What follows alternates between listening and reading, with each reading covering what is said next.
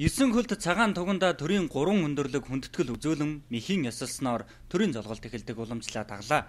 Үүний дараа Монгол улсын ерөнхийлөгчид, улсын хурлын дарга инх болд Монгол улсын ерөнхий сайд сайхан бэлгэнаар алд цэнхэр хадаг, дэлгэн амар мэндийг нь эрен золгож хөөрөг зөрүүлэн мэдэлцлээ. Монгол улсын ерөнхийлөгч, улсын хурлын дарга, Монгол улсын ерөнхий сайд нар айлсан ирж байгаа гал бичин жилийн өнгийг хэлэлцэж, хүн зан амгалан тайван, мал сүрэг өсөн үржиж, өвлийг үнэтэй давж, налгарх авартай золгож байгаа талаар ярилцлаа. Төрийн золголтын дараа Монгол улсын соёлын говьяа зүтгэлтэн өнгөрч буй 20 жилд ардын жүжигчин цол хүрдсэн ерөөлж, магтаалж, цэрэнд орж, төрийн хан хуурын хөг гიშгийг тааруулж, төрийн ёслол хүндэтгэлийн өргөөний жаврыг үргэн төр түмэндээ өргөх магтаалыг хайлав.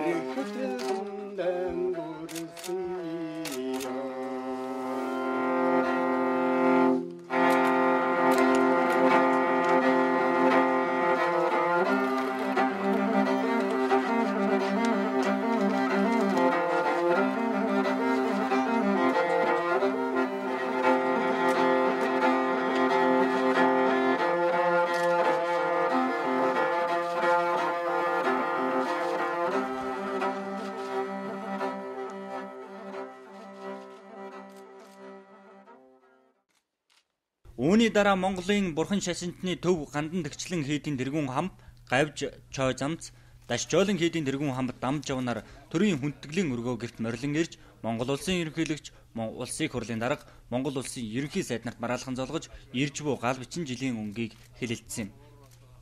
Хамбад нар айлсан ирж байгаа гал бичин жилд монголчууд хиймэр сүлдэн өөдөө хөгжим бадрахын нэгууртайг айлтгалаа. Монголын бурхан шашинтны төв гандан төгчлэн хийдийн тэргүүн хамб гавж чойжамц битүүний үчээс шиний нэгний үүр цайтал цэдэрл хам хурж ард иргэд олноороо даган баясч номын буян хураасныг айлтгаад энэ жил согтуу хүлчүү хүнгүй ёс уламжлаа хүндэтгэн дагсан үндэсний дээл хувцаа үнэтэй нандин эдэр хэв загвар уран тансаг хийн эдэлж хэргэлдэг болсныг сайшаан хэлж байлаа. Үүний дараа 9 хөлд цагаан тугны дэрэгдэх танхимд Ахмад наснуудынхаа амар мэндийг эрен мэдчилж золгосон юм а.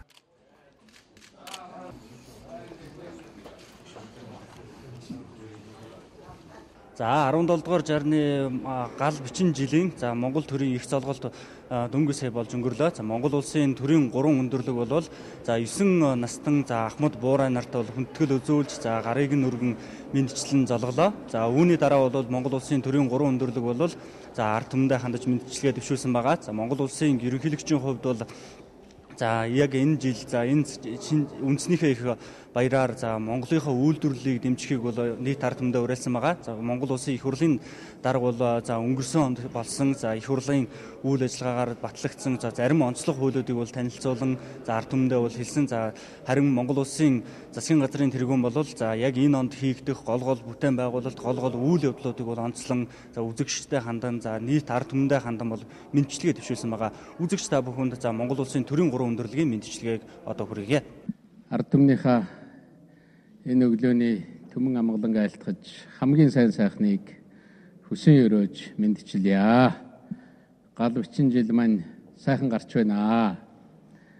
Одоо өглөө өдөр манай ард иргэд Ахмад буурлуудтайгаа золгож хүүхэд багчуудаа залуустаа найртай сайхан үгээ хэлж ингэж сайхан золгодог ийм сайхан жил маань ирж байна.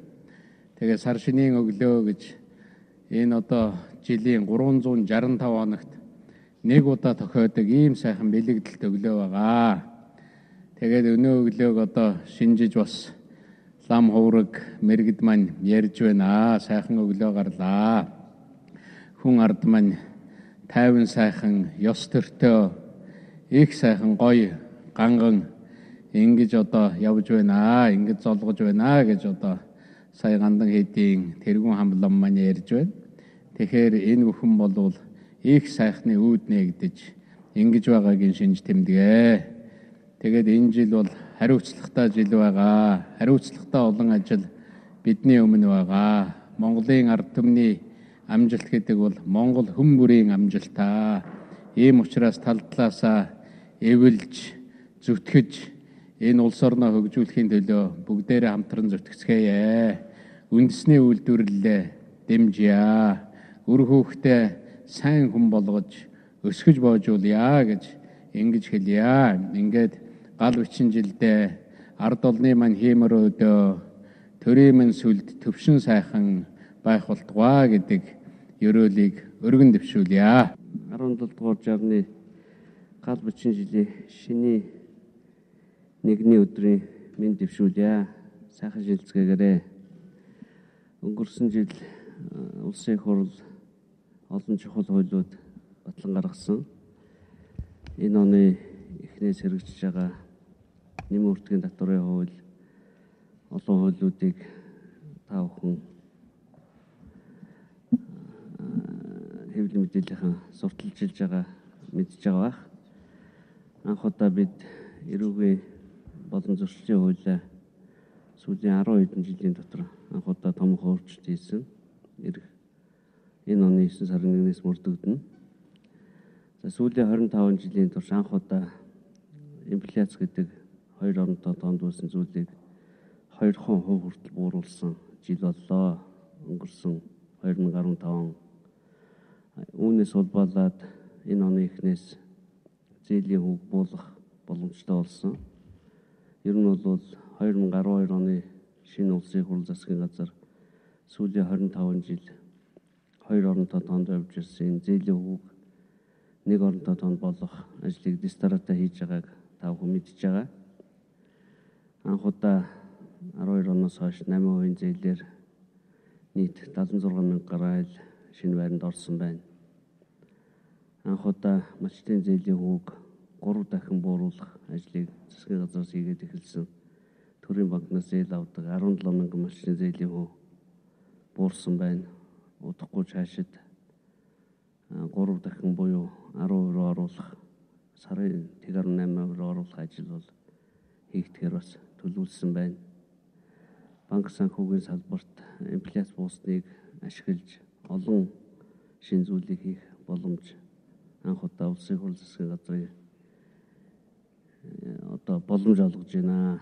Ингээд сайхан барилцаагаараа энэ жил олон хариуцлагатай үйл явдал болох жил байгаа. АСЕМ-ийн жил нийт монголчуудын нэр төрийн хэрэг байгаа. Зөвхөн төр засгийн ажил биш. Сонгуул болно. Хариуцлагатай сонголтоо хийх хэрэгтэй.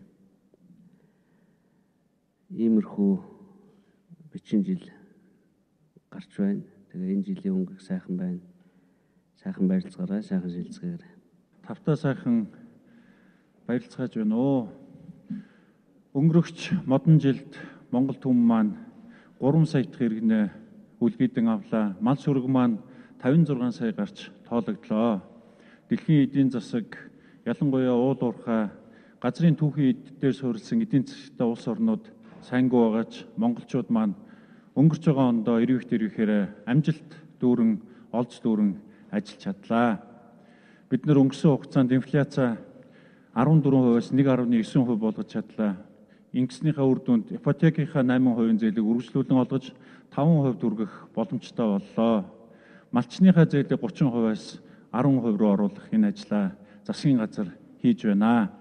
Бид бүхэн өнгөрсөн онд оюу толгоон, гүний уурхаан их бүтээн байгуулалтын ажлыг эхлүүлэх түүхэн шийдвэрийг бас гаргаж чадлаа. Замын салбарт бид бүхэн 1000 гаруй километр хатуу хүчилтэй зам барьлаа. Эрчим хүчний салбар маань өөрөө анх удаа алдагдaltaгүй ажиллаж эхэллээ. Ирэх онд бид бүхэн эхэлсэн ажлаа үргэлжлүүлнэ. Бид нар бүтээн байгуулалтынхаа их ажлуудыг хийн.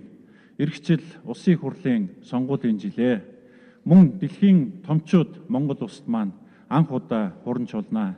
АСЕМ-ийн дээд хэмжээнийхээ уулзалтыг амжилттай зохион байгуулах нь монголчууд бид бүхний нэр төрийн хэрэг байх болно. Ингээд гарч байгаа 17 дугаар жарны гал бичин жилдээ монголчууд маань илгээрээ инх амгалан төрлөөрөө төвшин амгалан сар шинэ сайхан ухтхын үлзийтэй өрөөлийг өргөн дэвшүүлж байна. Та бүхэн маань сар шиндээ сайхан шинэлцгээгээрэй. Баярлалаа.